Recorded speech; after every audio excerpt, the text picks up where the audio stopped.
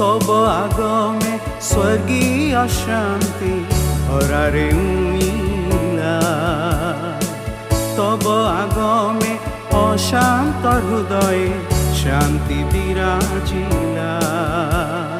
तुम बिना प्रभु के देई पारे शांति पृथ्वी रे।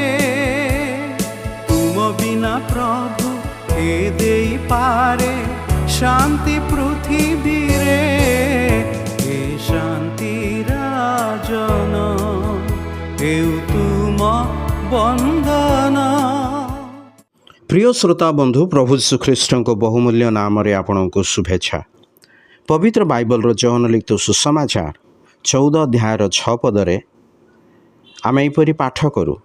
जीशु तांको कहले, मु पथ सत्य और जीवन, मो देई नगले कहीं पिता निकट को जाए नाही। पिता निकट को जीवा यह आम को सूचना दिए जे मनुष्य पिता ईश्वर ठारू दूर अच्छे। पाप ताहाको पवित्र ईश्वर ठारू दूर कर देइछ।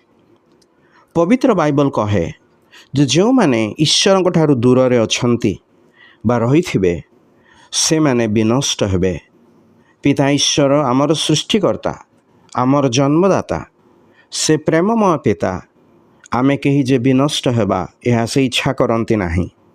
एथिपाई ईश्वर ठारू विच्छिन्न हो जाइथिबा मनुष्य को तांको सहित मिलित कराइबा निमंते ईश्वर अपना पुत्र प्रभु यीशु ख्रीष्ट को एई जगत को प्रेरण कले। जो पाप हेतु मनुष्य ईश्वर ठारू दूरेई जाइछे, प्रभु यीशु ख्रीष्ट सही पाप निज उपर को नेले। सही पाप जनित दंड आपे भोग कले, क्रूसरे बलिदान हेले। ताहांको बलिकृत शरीर द्वारा ईश्वर निकट को जीवाई पथ प्रस्तुत कले। यार प्रमाण स्वरूपे से मृत्यु तृतीय दिन रे पुनरुत्थित हेले। आज जे कही प्रभु यीशु ख्रीष्ट ठारे ताहांको मृत्यु और पुनरुत्थान रे विश्वास करे, ताहांको निजर प्रभु और त्राणकर्ता रूपे ग्रहण करे, से ईश्वर निकट को जीवा पाई पथ प्राप्त हुए।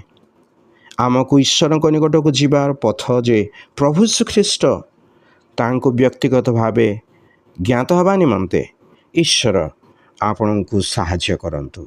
धन्यवाद।